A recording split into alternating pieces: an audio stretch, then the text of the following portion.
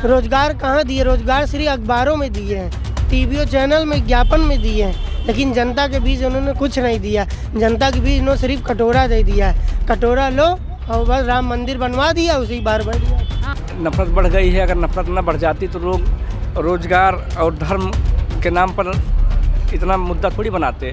तो ये 2024 का चुनाव बेरोजगारी का है, महंगाई का है, किसानों का है। तो इसलिए 2024 चुनाव में एक पूरी तरह से फ्लॉप हैं और चले जाएंगे 2024 में। दरअसल कोई एजेंडा उनके पास है नहीं, काम किए नहीं है पब्लिक में, पब्लिक उनको दौड़ाएगी मारेगी, इसलिए पहले से कह रहे हैं कि मैं चुनाव लड़ने की इच्छुक नहीं हूँ।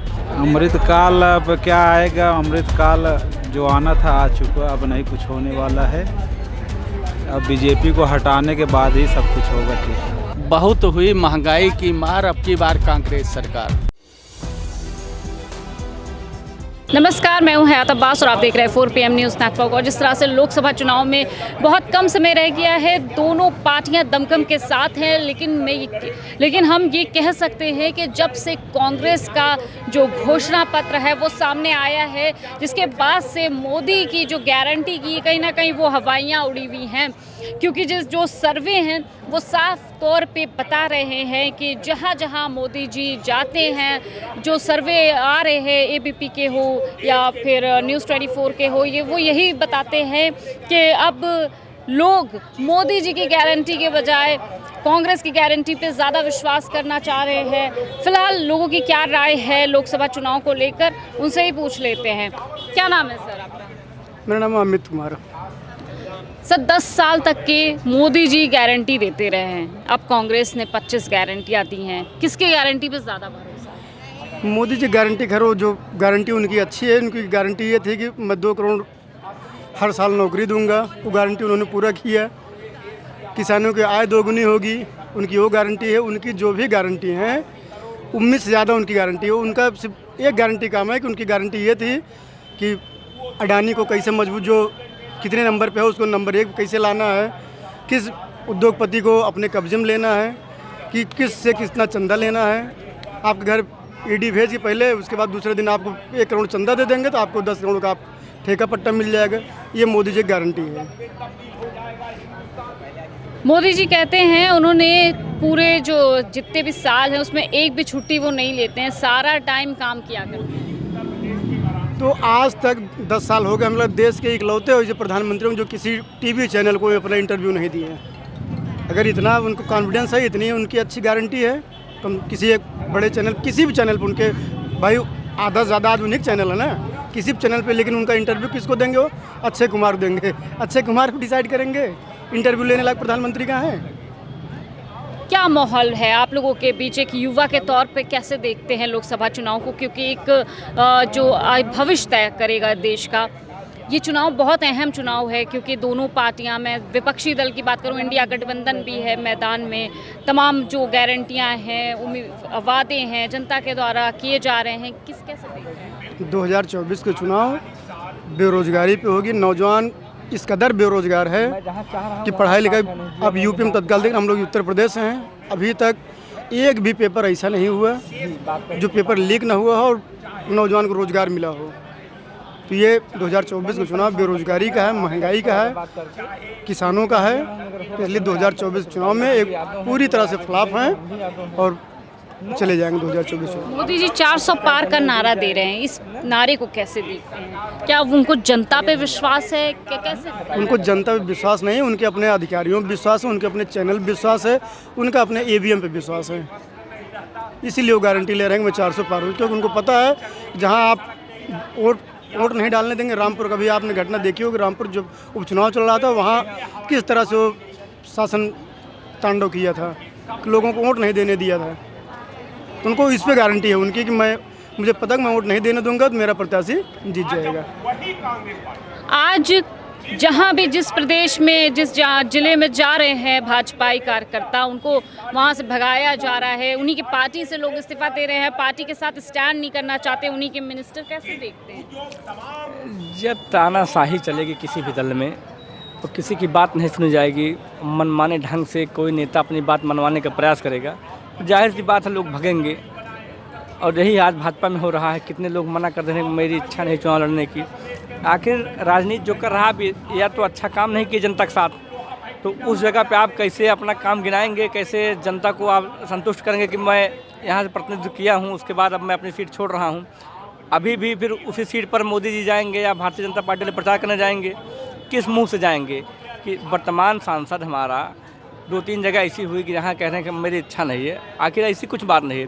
दरअसल कोई एजेंडा उनके पास है नहीं, काम किए नहीं हैं पब्लिक में, पब्लिक उनको दौड़ाएगी मारेगी, इसलिए पहले से कह रहे हैं कि मैं चुनाव लड़ने की इच्छुक नहीं हूँ।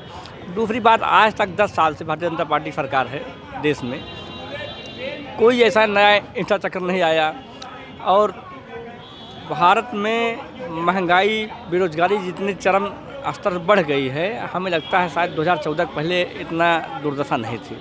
और इस समय डीजल, पेट्रोल, आटा सब कुछ महंगा हो गया है और चुनाव आ गया है, 2 रुपये सस्ता कर दिए, उसके बाद 20 रुपये बढ़ा देंगे लोग। इन लोगों का एजेंडा हो गया है जब चुनाव आए तो 2 रुपये 4 रुपये सस्ता कर दो, उसके बाद यह चुनाव आ जाए, सरकार बन जाए। अभी इन्होंने कहा राजस्थान में सिलेंडर 400 रुपये में देंगे, दिया नहीं दिया। तो ये लोग अपनी बातों से मुकर जाते हैं, क्योंकि इनकी कथनी और करनी में बहुत अंतर है। तो ये लोग हमेशा जुमलेबाजी, झूठ की राजनीति करते हैं, नफरत की राजनीति करते हैं, जो इस बार भारत की जनता इंडिया गठबंधन के साथ आकर नफरती राजनीति को ख़त्म करना चाहती है। आपको ये लगता है कि नफरत ज़्यादा बढ़ गई है भाजपा सरकार में? अब बिल्कुल बढ़ गई है, नफरत बढ़ गई है। अगर नफरत न बढ़ जाती तो लोग रोज़गार और धर्म के नाम पर इतना मुद्दा थोड़ी बनाते। रोज़ों को रोज़गार चाहिए। आज के समय में बेरोज़गारी बढ़ गई है, नौकरियां नहीं मिल रही हैं, सारे पेपर लीक हो रहे हैं, सब बच्चे परेशान हैं। उसके बाद भी लोग धर्म के चक्कर में लोग धर्म की बात करते हैं, परिवारवाद की बात करते हैं। अभी आज मैं भाषण सुन रहा था भारतीय जनता पार्टी के किसी नेता का, उन्होंने पूरा भाषण परिवारवाद पे दिया, जबकि उसके उलट आप बताइए जितनी इनके साथ सहयोगी दल हैं, चाहे निषाद पार्टी हो, चाहे अपना दल हो, चाहे राजभर की सुभाषपा हो, सबके बच्चे बीबी सबके एमएलसी एमएलए हैं। आप निषाद पार्टी के राष्ट्रीय अध्यक्ष संजय निषाद हैं, उनका बेटा एमएलए है, उनका बेटा एमपी है। और ओम प्रकाश राजभर जी की पार्टी, उनके लड़के एमपी की टिकट पाए हैं, एक लड़का एमएलए चुनाव हारा है, खुद राष्ट्रीय अध्यक्ष हैं। अपना दल पटेल की अनुप्रिया पटेल हैं राष्ट्रीय अध्यक्ष, उनके हस्बैंड बीजेपी सरकार मिनिस्टर, सब परिवारवादी लोग हैं।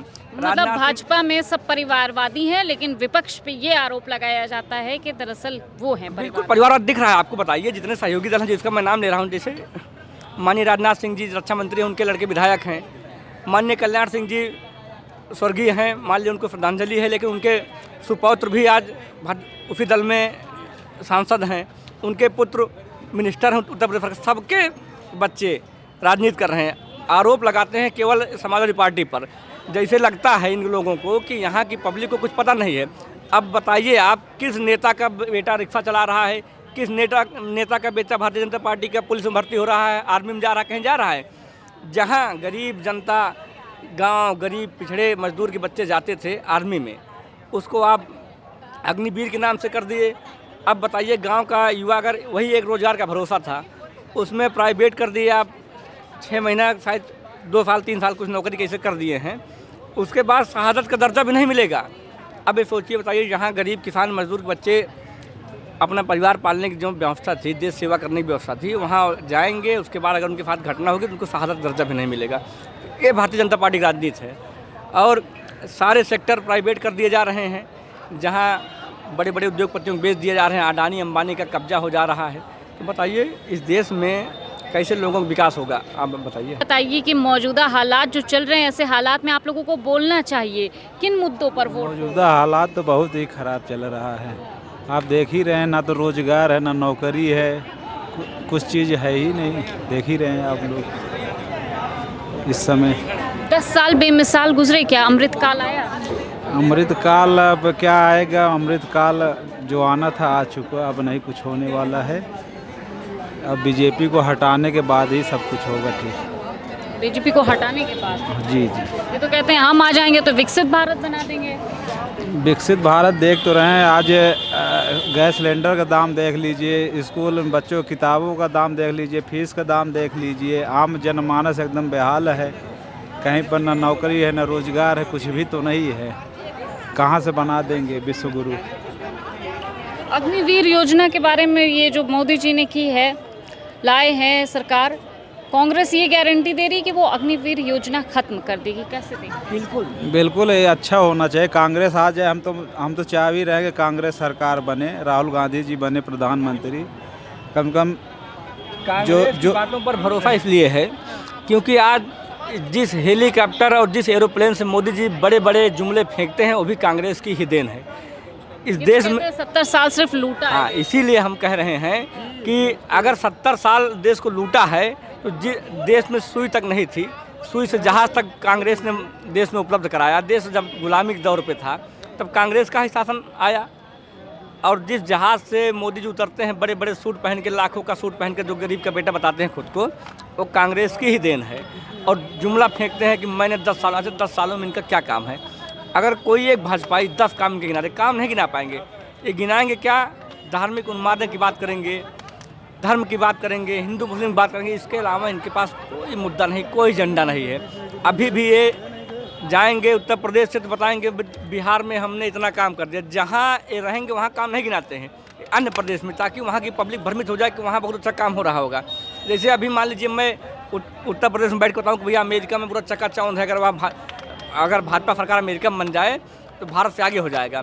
तो जो लोग जहाँ नहीं देख पाते हैं, दूर के ढोल सुहाने कहावत है, लोग जहाँ रहते हैं वहाँ भुखमरी है, यहाँ बेरोजगारी है। और आप बाहर जाओ बताओ उत्तर प्रदेश पूरा खुशहाल है, बिहार में जाओ बिहार खुशहाल, मतलब दूसरे प्रदेशों का नाम लेकर आप भ्रमित करते हैं। जैसे अभी झारखंड में छत्तीसगढ़ का चुनाव हुआ था, महादेव घोटाले का नाम आया था, बाद में सुप्रीम कोर्ट ने उसको क्लीन चिट भी दे दिया, लेकिन उसी के नाम पे पूरा चुनाव लड़ा गया। तो कहने मतलब झूठ और भ्रमित खबरें फैलाने में लोग, इनकी आईटी सेल जो है वो आगे है, इससे जनता को बचना चाहिए। मतलब भाजपा झूठ की राजनीति करती आई है। बिल्कुल, कई बार इनका झूठ, जिसे अब आप जाइए ईवीएम पर ही कई लोग सवाल उठा रहे हैं, कब से सवाल उठा रहे हैं, आंदोलन हो रहा है कितना। आखिर जब सभी दल चाह रहे हैं, सुप्रीम कोर्ट में इसकी रिट दायर हुई है, कई अधिवक्ता विरोध कर रहे हैं, कई सामाजिक संगठन के लोग विरोध कर रहे हैं, तो आप क्यों नहीं मानते हैं? इस पर मानना चाहिए ना। पब्लिक के लिए अगर चुने गए हैं आप, तो पब्लिक की बातें आप मानिए, लेकिन नहीं, ये लोग मनमानी। और ये देश शहीद भगत सिंह का देश है, महात्मा गांधी जी का देश है। यहाँ मनमानी तानाशाही नहीं चलेगी। यहाँ जनप्रिय लोकप्रिय नेता चाहिए जो जनता की आवाज़ उठा सके, जो जनता के लिए काम करे।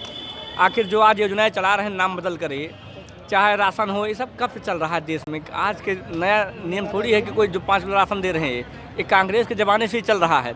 लेकिन न अपनी योजनाएं बताने के लिए, अपने आप को केवल एक नया नाम देने के लिए नाम बदलने में माहिर हैं। इसे 1090 का नाम बदल दिया, 108 का नाम बदल दिया, काम तो इनसे कुछ होता नहीं नया। तो केवल जो पुराने कार्य हुए रहते हैं उसका नाम बदल के लोग अपना तकमा लूटते हैं। इसे एक गांव में कहावत है, खुद न करो, किसी दूसरे कब्जा कर लो, उसके बाद अपना नाम बता दो। तो वही केवल इनकी नीति है। मोदी की गारंटी वर्सेस कांग्रेस की गारंटी। बहुत हुई महंगाई की मार, अब की बार कांग्रेस सरकार। अच्छा, आपने तो नारा ही बदल दिया। नारा भाई बदलना पड़ेगा। ऐसा है कि हमारे यहाँ बच्चे हैं, नौकरी नहीं पा रहे हैं, 20 साल हो गया, ओवररेज हो रहे हैं। उसके बाद मैं देख रहा हूँ दही पे 22% और 18% GST चल रही है, और हीरा और डायमंड पे वो जो है मोदी जी 2% और 3% GST किए हैं। तो हीरा कौन खरीदता है? कॉपी किताब पे आप जो है 22% 24% GST किए हो, और उसके बाद जो है हीरे पे 2% 3% GST किए हो। तो ये कहाँ हमारा देश जा कहाँ रहा है? अरे अंधभक्ति का चश्मा 5 साल में लगाया था, मोदी जी का जयकारा लगा रहा था, हर हर मोदी, घर घर मोदी। लेकिन अब जो है उल्टा हो गया, मोदी भगाओ गुजरात, देश बचाना है। तो आप सहमत हैं चाचा? मोदी को भगाना है, ये बोल रहे हैं। भाई तो हम क्या सहमत है, जनता भगाएगी तो भागेंगे, और जनता उनको लाएगी तो आएंगे। आप नहीं भगाएंगे? नहीं, हम किसी को न भगाते हैं न बुलाते हैं। आप किसी को बुलाएंगे नहीं? ना। क्या कैसे देखिए, प्रधानमंत्री जी को हटाना बहुत ज़रूरी है। नरेंद्र मोदी जी ने 5 साल में क्या किया? कुछ नहीं किया, सिर्फ विदेशों में रहे हैं, हमेशा यात्रा किए। रोजगार कहाँ दिए? रोजगार सिर्फ अखबारों में दिए हैं, टीवी चैनल में विज्ञापन में दिए हैं, लेकिन जनता के बीच उन्होंने कुछ नहीं दिया। जनता के बीच इन्होंने सिर्फ कटोरा दे दिया है। कटोरा लो और बस राम मंदिर बनवा दिया, उसी बार बैठ जाओ। हाँ, मानते हैं इस बात? बिल्कुल, बिल्कुल हम राइट मानते हैं, इनकी बात से बिल्कुल सहमत हैं। जो कि बिल्कुल कोई रोज़गार नहीं दिख रहा है, पहली चीज़ तो ये है, रोज़गार तो बिल्कुल नहीं है ना। और थोड़ा हिंदू मुस्लिम ये भी काफ़ी इस सरकार में जब से आई है तब से हुआ है, ऐसा बिल्कुल देखने को मिला है। क्यों सबका साथ सबका विकास, ये तो वो कहते कहाँ दिख रहा है मैम, कहाँ दिख रहा है वो सबका साथ सबका विकास कहाँ दिख रहा है? मुझे तो नहीं दिख रहा है, अपना विकास दिख रहा है। 15 लाख के सूट पहनेंगे, हाँ ये ज़रूरी है। हाँ इलेक्ट्रॉल जो है बॉन्ड थे जो है 8,500 करोड़ रुपए, सब कहाँ गए? ये सब चीज़ें देखनी पड़ती है मैम, ऐसे नहीं होता है। इक्वल आप सबको लेकर के साथ में चलिए। तो इस बार किसकी सरकार बनाने वाली है जनता? अब सरकार तो देखो जनता बनाएगी, अब भरोसा तो उस टाइम आने पर वो पता चलेगा किसकी बनेगी सरकार। 10 सालों में मोदी के कार्यकाल को कैसे देखते हैं? हम बहुत अच्छा देखते हैं मोदी के कार्यकाल को। अच्छा देखते कांग्रेस के शासन में कहीं कोई रोडें नहीं थी, हैं। अच्छा आजकल नेशनल हाईवे और सब रोडें बन गई हैं। पहले गड्ढा में थी रोड पूरी, आज गड्ढा युक्त हो गई है, मुक्त हो गई है। हाँ आज गड्ढा युक्त हो गई है, खुद ही बोल नहीं नहीं, हम देखते हैं मोदी के कार्यकाल में बहुत बढ़िया विकास हुआ है। राफेल घोटाला हुआ तो हम समझते थे कि राफेल घोटाला राहुल गांधी ने गलत आरोप लगा रहे थे, लेकिन सुप्रीम कोर्ट ने उजागर कर दिया कि 8,500 करोड़ रुपया जो है सबके सामने इन्होंने ले लिया। पानी भरवा करके इंजेक्शन लगवा दिए, जो कुत्ते को भी टेस्ट नहीं हुआ। आज लोगों का हार्ट अटैक पड़ रहा है, मर रहे हैं। तो ये सबसे बड़ी उपलब्धि है मोदी जी की। भाई वही वैक्सीन कंपनी से ये पैसा ले रहे हैं और जनता को कह रहे हैं इंजेक्शन लगाओ मरे बिना टेस्ट का। जब लैब में टेस्ट हुआ वो पास नहीं हुआ तो बोले ले आओ 500 करोड़ हमको दे दो, ले जाओ लगाओ ठोको तुम मरे जनता, और हम ताली थाली बजवाएंगे जनता से। तो सबसे बड़ा विकास है ना ये मोदी का। उसके बाद राफेल घोटाला किए, इलेक्ट्रल बॉन्ड से 8,500 करोड़ का घोटाला किए, और उसके बाद लेकिन राम राज्य तो आ गया है। राम राज्य कहाँ आया है हमको बताओ। राम राज्य में यही होता है कि देश को बेच दो। अरे एग्रीमेंट सीधा सीधा कर दो ना चाइना के हाथ। पता नहीं चाइना इसीलिए घुसते हुए चला आ रहा है कि एग्रीमेंट कर चुके हैं मोदी जी। इनके अंधभक्त अभी भी नहीं उनकी आंख खुल रही है। तो क्या करोगे आप? अंधभक्ति तो हमारे पास भी भरी थी 5 साल, लेकिन 5 साल में अंधभक्ति चश्मा उतर गया हमारा। एक्चुअल में धीरे धीरे सबका उतरेगा, अभी थोड़ा समय होने दीजिए, वो ज़रूर सबका उतरेगा। जैसे भाई साहब ने बोला कि 5 साल के बाद मुझे समझ में आया, तो ये चीज़ जो है समझ में आएगी धीरे धीरे सबको, ऐसा नहीं है।